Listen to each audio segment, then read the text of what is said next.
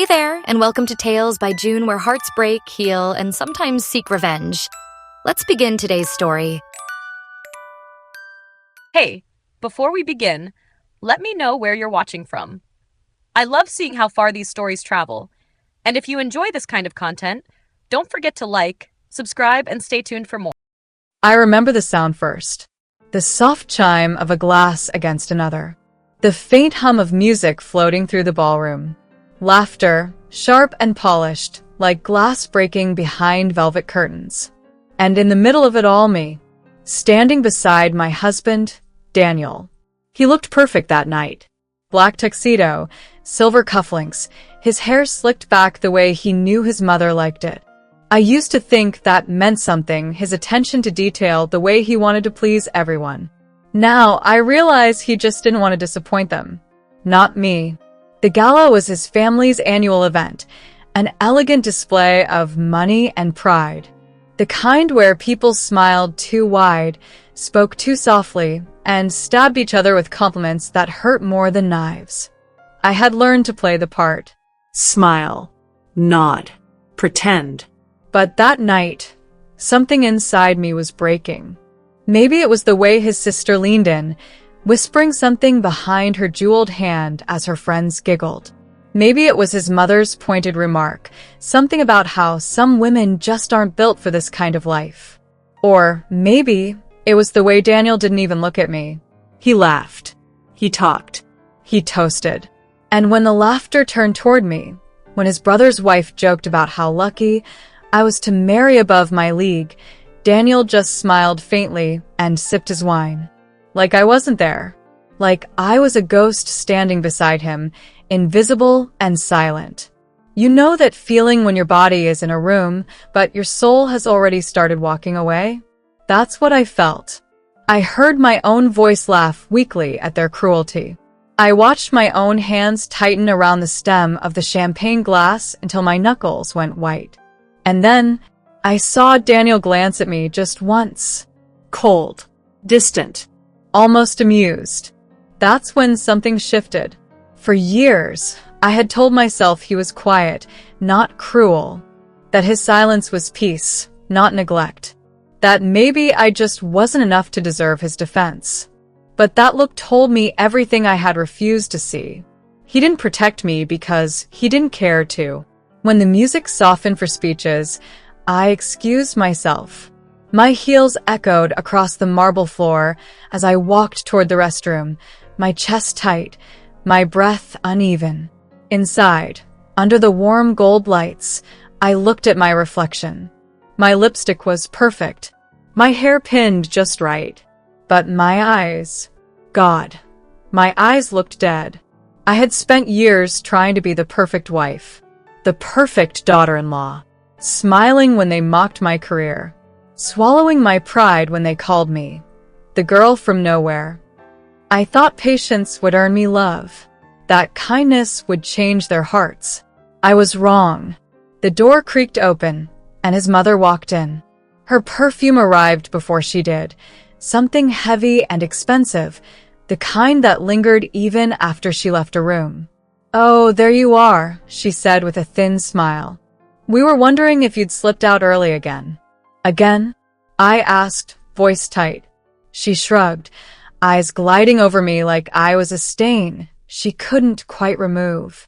"You do have a tendency to disappear when things get uncomfortable. It's a pity, really. Daniel deserves someone who can handle attention." My throat burned. "I handle plenty." She laughed softly. "Sweetheart, existing quietly in a corner isn't handling anything. It's hiding." Her words landed like shards of glass. And maybe for the first time, I didn't look away. I stared right back at her. And she blinked, just once, before smiling again and leaving the room. When the door closed, I exhaled. My hands trembled. I wanted to cry, scream, run. But instead, I straightened my dress and wiped away the single tear that had escaped. No more.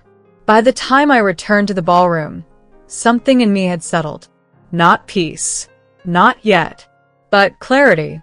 Daniel was standing near the stage, laughing with a group of people. His hand rested lightly on the arm of another woman, someone new, someone beautiful, someone whose laughter he actually heard. The sight didn't hurt the way I thought it would. It just confirmed everything. I walked toward him slowly, each step measured, deliberate. The music swelled again, some elegant piano piece that didn't match the storm brewing inside me. When he turned and saw me, his smile faltered slightly. Maybe he noticed the calm in my face. Maybe he recognized the look of a woman who is done being quiet. "Is everything all right?" he asked softly. "Yes," I said. My voice didn't shake. "Perfectly." He looked confused, maybe even uneasy. And for a moment, I almost pitied him. Almost. Because what he didn't know, what no one in that glittering room knew, was that the gala he loved so much, this night built on pretense and lies, would be our last together. By the time the music ended, by the time the glasses were empty and the lights dimmed, I would be gone. And he would finally understand what silence really felt like. I wasn't born into the kind of world Daniel came from. My world smelled like fresh bread, rain-soaked soil, and my mother's lavender soap. We lived in a small house on the edge of town, 3 rooms, a garden that bloomed wild in spring, and laughter that filled the walls. My father was a schoolteacher, soft-spoken but firm, the kind of man who believed kindness was strength. My mother ran a small bakery. I grew up waking to the scent of cinnamon rolls and falling asleep to the sound of her humming lullabies from her youth. We didn't have much, but we had each other. And for a long time, I thought that was enough. When I met Daniel, I was 24, still trying to build a life. I'd just landed my first real job, marketing assistant at a small design firm downtown. He was one of our clients, confident, charming, the kind of man who made a room turn just by walking in. He wasn't just handsome. He was magnetic. Everyone listened when he spoke. Everyone wanted his approval. And somehow he noticed me. It started with a smile during a meeting, then coffee, then long lunches where he asked about my life, my parents, my dreams, the books I loved. He seemed fascinated by my world. He said it felt real, untouched by the shallow games of his own circle. I remember how his eyes softened when I talked about my mother's bakery, about how I used to help her decorate cakes late into the night. He called me refreshing. He made me feel seen. I fell for him the way people fall into the ocean, terrified but unable to stop. Our relationship moved fast. He was patient, gentle, attentive, at least in the beginning. He sent flowers to my office, wrote me notes that made my coworkers swoon. He told me I was everything he never knew he needed. My parents adore him. My father said Daniel had a quiet strength. My mother smiled every time he came by, pressing extra pastries into his hands as he left. I thought I was the luckiest woman alive. But looking back, I see it now, how he slowly started shaping my world to fit his. It began with small things. He teased me about my clothes. You'd look more elegant in softer colors. Then about my friends. They don't really understand your new life, do they? And when I got promoted, he smiled but said, "You don't have to work so hard anymore. I can take care of you." At the time, I thought it was love, that he wanted to protect me. I didn't realize he was building walls around me, soft ones, lined with compliments, but walls nonetheless. The first time I met his family, I felt the shift. We were invited to his parents' estate for dinner. I remember spending hours trying to choose a dress, something nice, but not too much. When we arrived, I understood quickly that there was no enough in their world. Their house wasn't a home. It was a monument. White marble floors, tall chandeliers, portraits of ancestors staring down with cold, painted eyes. His mother greeted me first. She looked at me like she was appraising a piece of furniture. "You're prettier than I expected," she said with a polite smile. "Daniel mentioned you work in marketing?" "Yes," I said, forcing a smile. "I love what I do." Her lips twitched, not a smile, not quite a frown. How lovely. A creative field. His father was polite, distant, the kind of man whose approval was measured in silence. His sister, Olivia, asked questions that weren't really questions. Do you ever feel out of place at Daniel's events? How do you handle all the attention? Your family must be so proud. Considering. Considering.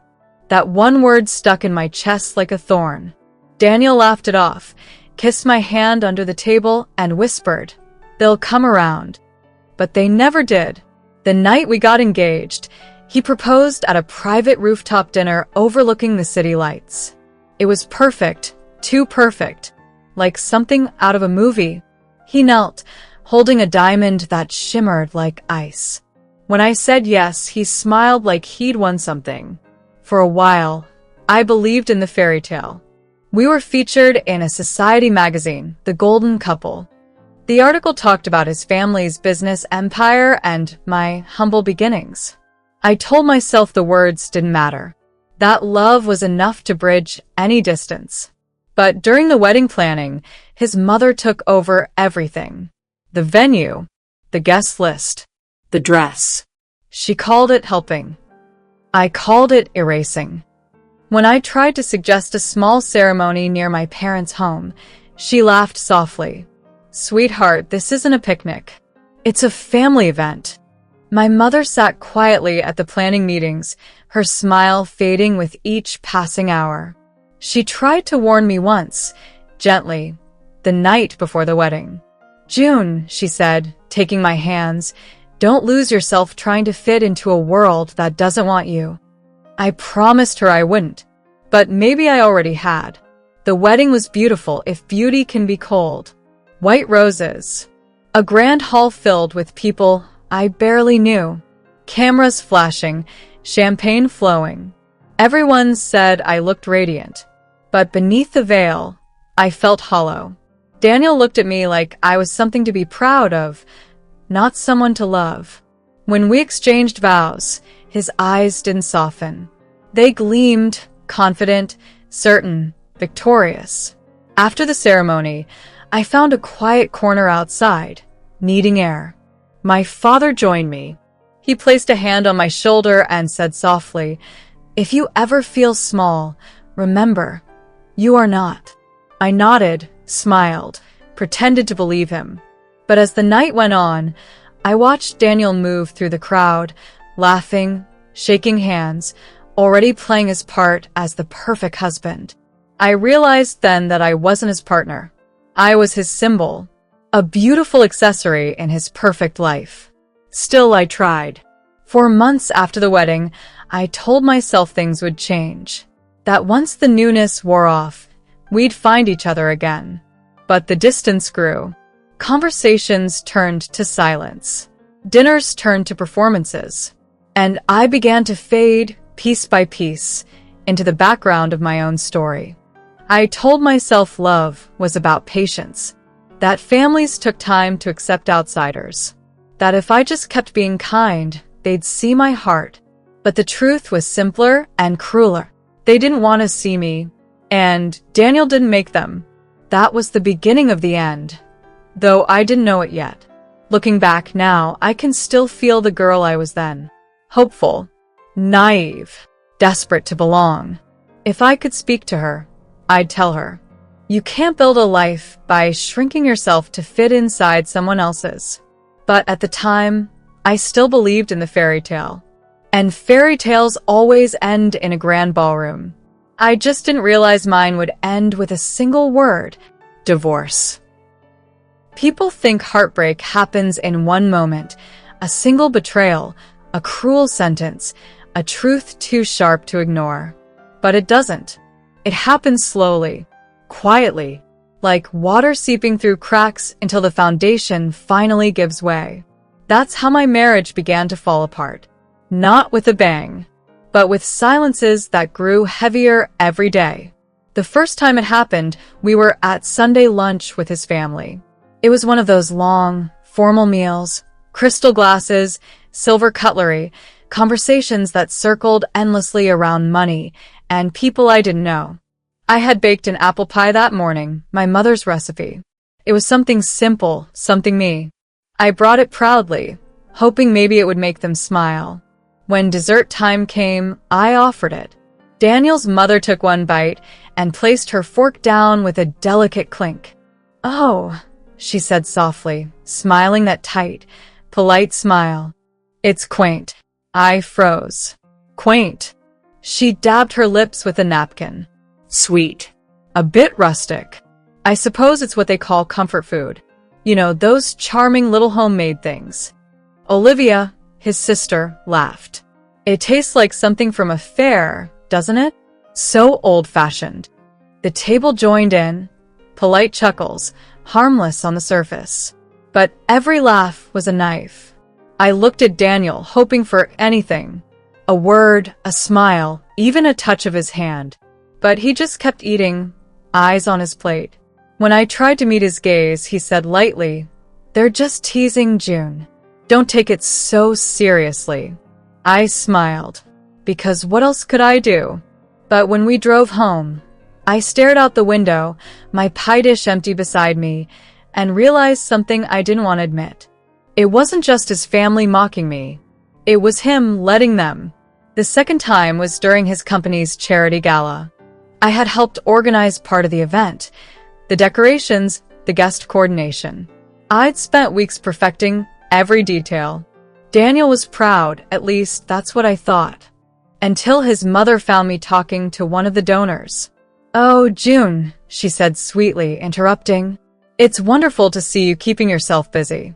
Organizing things is such a perfect fit for you. You've always had such practical skills." The donor laughed politely. I smiled tightly. "It's more than organizing. I manage the campaign strategy, too." Her eyebrows lifted. "Really? How impressive. Though I imagine Daniel guided you through that part." Daniel was standing nearby. He heard her. He heard everything. But instead of correcting her, instead of saying the simple truth that I had done the work on my own, he just smiled and said, "Mother, you know June always gives her best." And just like that, he turned back to his colleagues, leaving me standing there with her smirk. That night, when I asked him why he didn't defend me, he sighed. "Why do you always have to make everything a scene?" She didn't mean it that way. A scene. That's what my pain was to him. An inconvenience. The third time came months later, during a family trip to the countryside estate. It was supposed to be a relaxing weekend. His mother's words. I packed carefully, trying to look effortless. I told myself maybe things would be different. On the second night, we sat around a long table under soft candlelight. Wine flowed, conversation sparkled, and then Olivia leaned back, eyes gleaming with that familiar mischief. "So, June," she said, "when are you and Daniel going to have kids?" I smiled politely. "We're not sure yet. Maybe in a year or two." "Oh, come on," she laughed. "It's not like you're busy. You could use a little purpose, don't you think?" The table laughed. Daniel didn't. He didn't frown either. He didn't move. He just watched. I felt my face grow hot, my chest tight. "I have a career, Olivia," I said quietly. She smirked. "Of course. The marketing thing, right? I'm sure it keeps you very fulfilled." Her words dripped with mock sweetness. "And Daniel?" He sipped his wine. His father changed the subject. His mother smiled at me with that same false sympathy.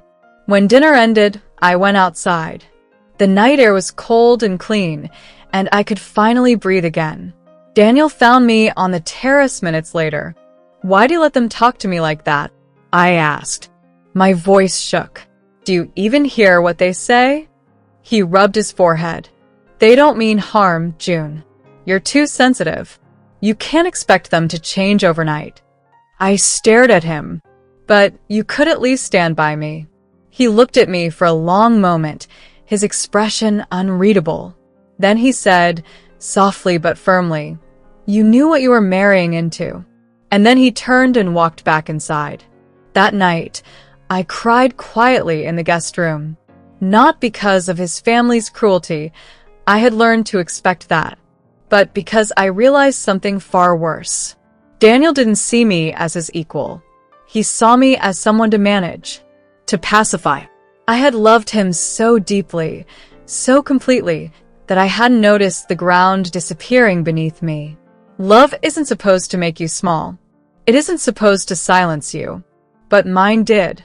And as I lay there in that cold, unfamiliar bed, listening to the echo of laughter from downstairs, I made myself a silent promise. One day, I would stop begging for respect. One day, I would stop waiting for him to defend me. And when that day came, I would defend myself. There comes a point when silence stops being peace and starts feeling like suffocation. That's what life with Daniel had become. Quiet, polished, suffocating. By then, I'd stopped waiting for him to notice me. I'd stopped hoping he'd defend me. All I wanted now was the truth. Cold, clean, final.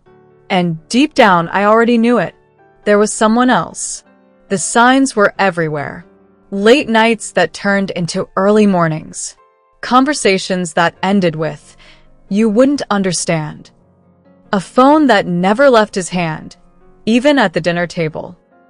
He'd grown distant, detached, but worse than that, he'd grown careful. Every move calculated, every lie smooth enough to sound like truth. For weeks, I told myself not to assume. But one evening, when he came home smelling faintly of perfume, not the kind I wore, something sweeter, sharper, I knew. Something inside me went still. I didn't cry. I didn't scream. I just accepted it. And that acceptance became the seed of my plan. I wasn't going to confront him yet. Not without proof.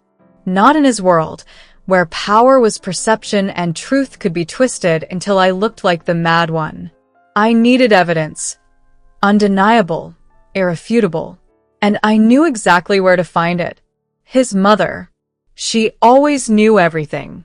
Every rumor, every whisper, every scandal, she collected them like trophies. If Daniel was having an affair, she would know.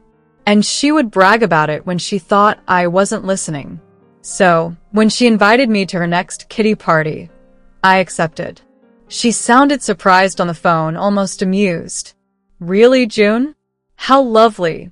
It's been ages since you joined us." Her tone was sweet, but I could hear the curiosity underneath. She wanted to see what I'd become if the cracks were showing. She had no idea I was coming prepared. He'd grown distant, detached, but worse than that, he'd grown careful. Every move calculated. Every lie smooth enough to sound like truth. For weeks, I told myself not to assume. But one evening, when he came home smelling faintly of perfume, not the kind I wore, something sweeter, sharper, I knew. Something inside me went still. I didn't cry. I didn't scream. I just accepted it. And that acceptance became the seed of my plan. I wasn't going to confront him yet. Not without proof. Not in his world, where power was perception and truth could be twisted until I looked like the mad one. I needed evidence. Undeniable, irrefutable. And I knew exactly where to find it. His mother. She always knew everything. Every rumor, every whisper, every scandal, she collected them like trophies. If Daniel was having an affair, she would know. And she would brag about it when she thought I wasn't listening. So when she invited me to her next kiddie party, I accepted. She sounded surprised on the phone, almost amused. "Really, June? How lovely. It's been ages since you joined us." Her tone was sweet, but I could hear the curiosity underneath. She wanted to see what I'd become if the cracks were showing. She had no idea I was coming prepared. The afternoon of the party, I dressed with care. A pale blue sari, minimal jewelry, calm makeup. I didn't want to look broken. I wanted to look composed, invisible even. Before leaving the house, I slipped a small voice recorder into the lining of my handbag. My hands trembled for a moment. Not from fear, from anticipation. This wasn't about revenge yet. This was about truth. When I arrived at her mansion, the living room was already filled with women, dressed in silk and perfume, sipping wine, talking too loudly about people who weren't in the room.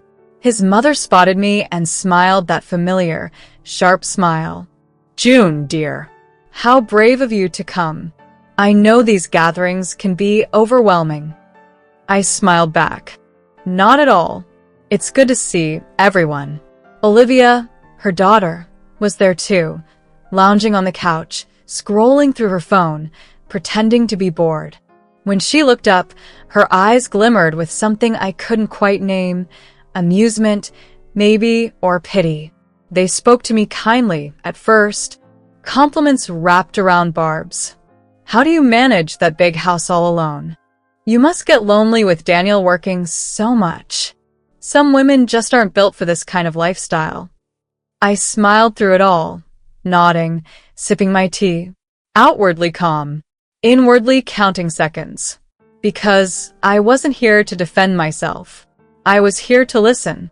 After an hour or so, I excused myself politely. "I'll just freshen up," I said, leaving my bag, my recorder, on the chair beside them. The hallway was long and quiet, the air perfumed with lilies and lies. In the mirror of the washroom, I saw my own reflection, calm face, steady eyes.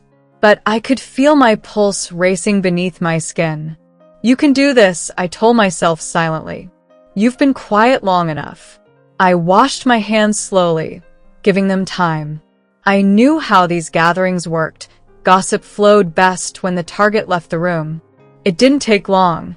From behind the door, faint voices carried down the corridor.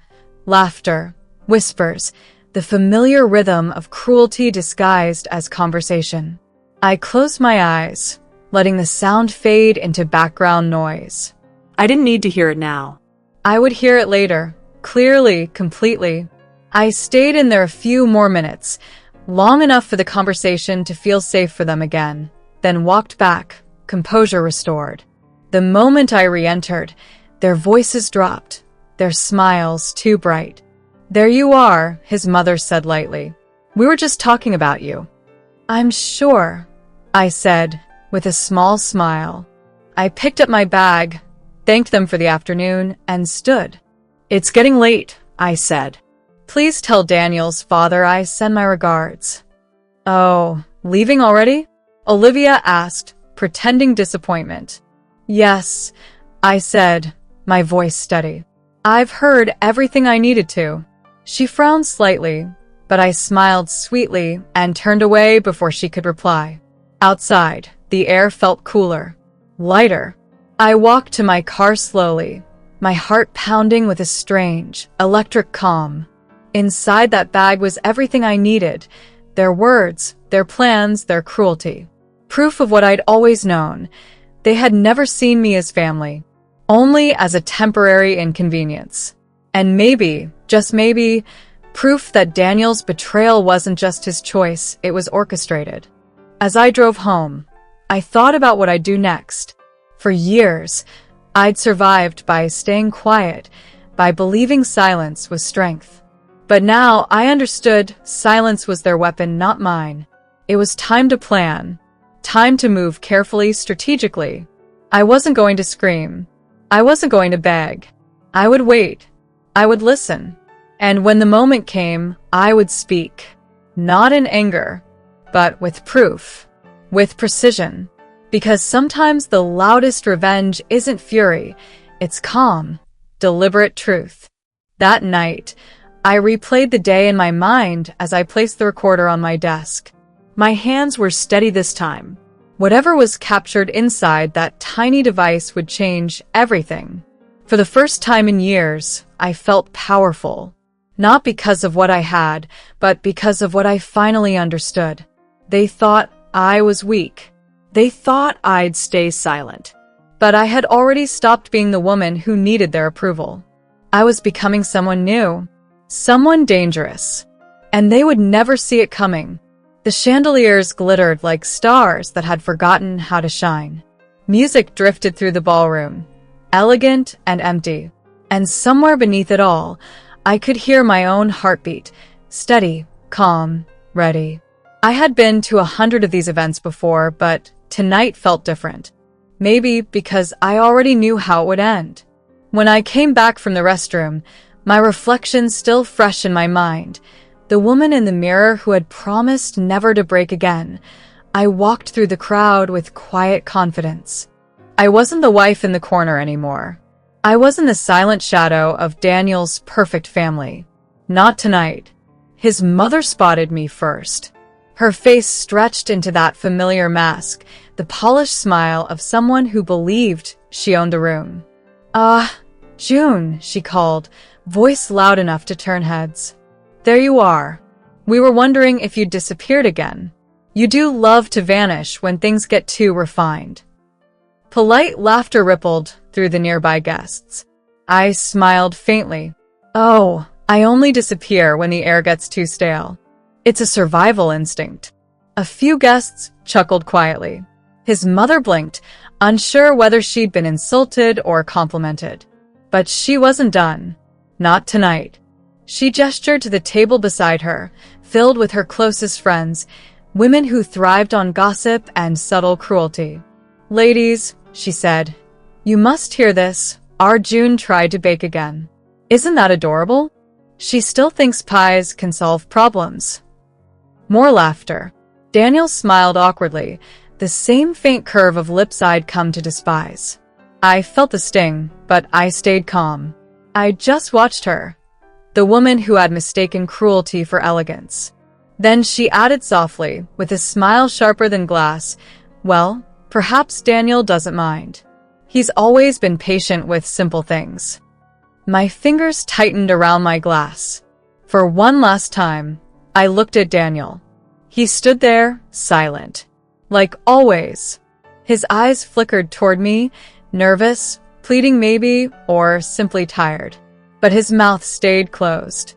That was the moment I decided. If no one else would defend me, I would do it myself. I set my glass down gently, the sound of crystal against marble cutting through the murmurs. Simple things. I repeated, smiling. You're right, Mother. Simplicity does bother you. I mean, why settle for honesty when you can have pretense wrapped in pearls? The laughter around us shifted, uneasy, curious. Her smile faltered. June, dear, this isn't. Oh, I insist. I interrupted sweetly. Let's give everyone a little entertainment. After all, it is a gala. And you do love being the center of attention. Her friends exchanged glances, whispering. I continued, voice calm but cutting. You've been performing this role for years, the gracious hostess, the loving mother. It's impressive, really. You deserve an award for pretending so beautifully. A small ripple of laughter came from somewhere in the back. Her eyes narrowed. That's enough. Oh, not yet, I said, stepping closer. You've had your turn mocking me for years. My clothes, my background, my family. You thought I didn't hear you whispering at dinners calling me the charity project. But I heard everything. Every single word. Gasps rippled through the room. Olivia, her daughter, stood abruptly. Mother, she's overreacting. She always does. I turned to her slowly. Olivia, dear, you might want to sit. It's safer when you're already beneath the table where you usually aim to drag others. The room erupted, soft laughter at first, then louder. Even a few men from Daniel's business circle tried to hide their smirks. Olivia's face turned crimson. How dare you? Oh, I dare quite easily now, I said with a smile. It's amazing what confidence can do when you stop living for other people's approval. Her mother's voice trembled with fury. You're humiliating yourself. No, I said evenly. I'm just speaking out loud what everyone here already knows, but is too polite to admit. You and your family built your pride on pretending to be perfect. But you've mistaken fear for respect. And those are not the same thing. Murmurs grew louder. Some guests nodded subtly. I could see Daniel's jaw tighten. His hand twitched like he wanted to stop me, but didn't know how. He finally spoke, voice low and sharp. June, that's enough. You're creating a scene. I turned to him slowly. A scene? Oh, Daniel, if honesty is a scene, then perhaps we should have sold tickets. You could have made a profit out of my humiliation, just like you always do. Laughter, real, shocked laughter, spread across the crowd. Daniel's face flushed. Stop it. This isn't the place. Oh, I think it's exactly the place, I said softly. You see, this is the room where you all watched me become invisible, where you let them tear me apart with smiles, where you stood silent while your family made me the joke. Tonight, I simply decided to change the punchline. Her mother was shaking now, tears gathering as she tried to regain control. I never wanted this. I always treated you like a daughter. Then I pity your daughter, I said gently, because love shouldn't feel like cruelty dressed in pearls. The crowd had gone quiet. All eyes were on us. Daniel reached for my arm. You're being ungrateful, June. I laughed softly, that kind of laughter that hides years of pain. Ungrateful? You're right. I should be grateful. After all, who else gets to see hypocrisy this close, this clearly? He glared at me. You've lost your mind. I met his gaze steadily. No, Daniel. I've finally found it. For a moment, the room was silent.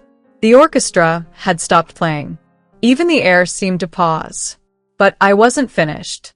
Not yet. Because in my bag, waiting like a loaded secret, was the final proof, the reason I'd endured, the reason I'd come tonight. I smiled faintly, feeling calm for the first time in years. The night wasn't over. Not until the truth spoke for itself. I reached for my bag, holding it lightly, feeling the recorder inside like a heartbeat. Since we're sharing truths, I said softly, my eyes sweeping over their shocked faces, I think it's time we let the walls do the talking. A faint crackle, then her voice. Smooth. Polished. Full. Clara is exactly what Daniel needs, someone refined, from a family that understands our world. Not like June. She was always temporary. Soft laughter followed, practiced, poisonous. Then Olivia's voice, dripping with confidence. You'll be happy to know Clara's already close to Daniel. Very close. I saw them together last week. He looked happier than he's been in years. Good, his mother said, chuckling. Let him keep her company while we deal with the divorce quietly. By the time people find out, everyone will already see Clara as the replacement. And June? Olivia asked. Oh, she'll walk away. She's proud. She'll do the work for us. Their laughter filled the air, light, cruel, echoing through the chandeliers. Then came the last line, quiet but sharp enough to tear the room in two. Honestly, his mother sighed, it's almost sweet how Daniel pretends to still care. But after what I saw between him and Clara at the luncheon, that marriage is already over. The recording clicked off. Silence. The kind that hums in your bones. Every face turned toward us, toward him. Daniel stood frozen, color draining from his face. His lips parted, but no words came out. His mother's hands shook around her glass. Olivia looked like she might faint. No one spoke. And I just stood there. Calm. Collected. Heart steady. For the first time in years, I didn't feel small. I looked at Daniel, my husband, the man who couldn't even defend me when his family plotted my erasure. He finally met my eyes, terrified, broken. June, his voice cracked. It's not. I raised a hand. Don't. He stopped instantly. Don't insult me further by pretending. My tone was quiet but heavy. Every word landed like glass on marble. They just told the world what I already knew. I just needed them to say it for me. Daniel's breath hitched. His shoulders slumped. The crowd around us stayed still, every face watching the cracks in his perfect image widen. I took a slow step forward. You could have told me the truth. You could have been honest, Daniel. But instead, you stood by while your family destroyed me, and then joined them. His eyes glistened. I didn't. Yes, you did, I said, cutting him off. With your silence. With your choices. With her. Clara, standing near the back of the ballroom, froze. Every head turned toward her. The color drained from her face. She tried to step back, but the whispers followed like shadows. Her friends stared. One even muttered, "That's her?" Clara lowered her gaze, humiliated. I looked back at Daniel. Tell me, did it make you feel powerful? Sneaking around while I was home defending you to the same people who were laughing at me? He couldn't look up, his eyes fixed on the floor. I wanted to believe in you. I continued softly. I kept hoping one day you'd finally see me again, not as the woman your family disapproved of, but as the one who loved you when no one else did. My voice broke slightly, but I didn't let the tears fall. But I was wrong. You never saw me. You only saw what they wanted you to. Daniel trembled, still silent. Do you know what hurts most? I asked, stepping closer. That I don't even hate you. I pity you. Because you'll spend the rest of your life surrounded by people who clap for your success, but would never bleed for your truth. I reached into my bag and pulled out the envelope, placed it on the table beside him. Crisp final. Divorce, I said quietly. Already signed. Gasps rippled through the crowd. I took off my wedding ring, slowly, deliberately. The light caught on it one last time before I let it fall. Clink. The sound echoed. Final. You can keep that, I said softly. It belongs to this world of glass you built. Beautiful, fragile, and empty. Daniel swallowed hard, his voice barely a whisper. June, please don't do this here. I met his eyes. Here is where it began. Here is where it ends. I took a breath, my voice rising, steady and clear. For years, I let your silence tell my story. Tonight, I tell it myself. I was never the mistake. I was the lesson. Murmurs spread across the room, low, awed, almost reverent. Daniel looked down again, shame written across his face. His mother wept quietly, unable to meet anyone's gaze. Olivia hid behind her hair. Clara slipped toward the exit, disappearing like a shadow. I stood tall. Calm. Powerful. For years, I tried to belong to your world, I said softly. But now I finally see I was never meant to shrink to fit inside it. Then I turned. Each step away from that table felt lighter, freer, louder. The music didn't return. The whispers followed instead, but none of them stung anymore. At the door, I paused and looked back one last time. Daniel still stood there, broken, pale, alone. You'll remember tonight, Daniel, I said quietly, because this is the sound of me leaving and the silence you'll live with after. And with that, I walked out, head high, heart unshaken, free. When I left that ballroom, the world didn't end. It just paused. The whispers began the next morning. Every headline, every post, every curious text message, all echoing the same story. The shocking recording at the Fairfax Gala. Business airs affair exposed in front of high society. June Fairfax, the woman who walked away. For a few weeks, my life became public property. Reporters waited outside my apartment. Old acquaintances called, not to check on me, but to ask, is it true? And Daniel? He tried to keep quiet at first, but the truth spreads faster than damage control. His mother's friends withdrew. Olivia deactivated her social media. Clara vanished from the scene, her family quietly sending her abroad. The Fairfax name, once whispered with admiration, now carried an edge of scandal. I should have felt satisfaction. Vindication, maybe. But all I felt was tired. Lawyers called. Papers were signed. Statements were released. And through every cold meeting, every formal exchange, Daniel barely met my eyes. He apologized once, quiet, broken, sincere.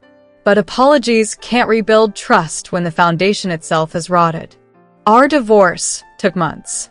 His family wanted to fight over property, reputation, control. But I didn't want any of it. I walked away with my dignity, my name, and a freedom I hadn't felt in years. When it was all over, I moved out of the city. I rented a small cottage by the coast, quiet, bright, alive with salt and sunlight. No marble floors. No grand halls, just space to breathe. The first morning there, I made coffee and sat on the porch, listening to the sea. For the first time in forever, silence didn't hurt. I started painting again, something I hadn't done since before Daniel. At first, my hands shook. Then the colors began to flow. Wild, honest, messy. Every canvas became a page from the story I'd been too afraid to tell. And slowly, the noise of the past faded. People moved on. New scandals replaced the old ones. The world forgot, as it always does. But I remembered, not with bitterness, with clarity. Some nights, I'd scroll through old photos, our smiles at dinners, our vacations, his hand around mine, and I'd realize how much of that love was performance. I wasn't remembering him anymore. I was remembering her, the woman I used to be, the one who thought endurance was the same as love, who thought silence could keep peace, Who thought she needed saving. Now, I save myself. I started a small art studio, the June Project. Women come there to paint, to talk, to rebuild. Some are freshly divorced. Some just lost themselves along the way. We laugh. We cry. We create. It's not about perfection. It's about reclaiming color in a world that once dimmed it. Sometimes, strangers still ask about that night at the gala. They expect anger or pride. But I just smile and say, that was the night I stopped apologizing for surviving. Because that's what it was. Not revenge. Not humiliation. Freedom. Daniel sent me a letter months later. No excuses. Just regret. He said he listens to silence differently now that it no longer comforts him, it haunts him. I never replied. Some stories don't need sequels. Tonight, as I record this, I can hear the ocean outside my window. The same sound that greeted me the day I began again. The same peace I thought I'd never find. If you're listening to this and you've ever stayed where you weren't seen, if you've ever mistaken pain for love or silence for safety, please know this. Walking away isn't failure. It's growth. Leaving doesn't make you heartless. It makes you brave enough to love yourself again. I used to think love was holding on. Now I know. Sometimes love is the moment you finally let go. The sea outside roars softly, like applause. And for the first time in years, I feel light. My story doesn't end in heartbreak. It ends in peace. And that is the most beautiful ending I could have asked for. Daniel, after the gala. The sound of that ring hitting the marble hasn't left my head. It was so small, a single note, but it echoed louder than every word I never said. When June walked out of that ballroom, I stood frozen. I don't even remember breathing. The lights, the whispers, my mother's tears, all of it blurred around me. All I could see was her back, straight, steady, unshaken, walking away from everything I'd broken. People were staring, whispering, pointing. Someone tried to speak to me, but I couldn't hear them. All I heard was the recording replaying in my mind. My mother's voice, Olivia's laughter, Clara's name, my silence. I thought I could control the damage. I thought silence was safer than confrontation, that if I just kept peace, things would fix themselves. But silence isn't peace. It's cowardice wearing a polite smile. I let them mock her. I let them chip away at her confidence, one cruel comment at a time. And every time I said nothing, I handed them another piece of her, until there was nothing left of the woman who used to laugh beside me. I remember our first year together. The way she'd fill our home with warmth. The scent of coffee, her paint-stained hands, her soft humming while cooking. She believed in us. In me. And I let that belief rot under the weight of my family's approval. Then Clara happened. It wasn't love, it was distraction. Attention dressed up as understanding. She told me what I wanted to hear, that I deserved better, that June was too distant, too independent. I let her words feed my ego, while June's silence broke her.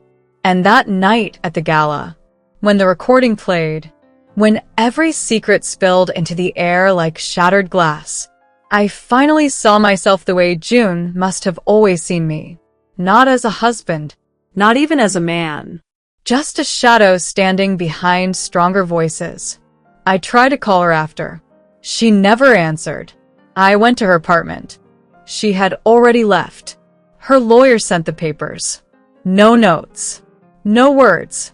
Just her signature. Clean, steady, final. My family fell apart soon after. My mother stopped hosting her luncheons. Olivia moved to another city. Clara left without saying goodbye. The house is quiet now. Too quiet. Every room smells of regret. Sometimes I walk past her old studio, the one she used to paint in before she gave it up to make room for my mother's guests. The walls are still faintly stained with color, as if they refuse to forget her. I wish I could say I've moved on, but I haven't.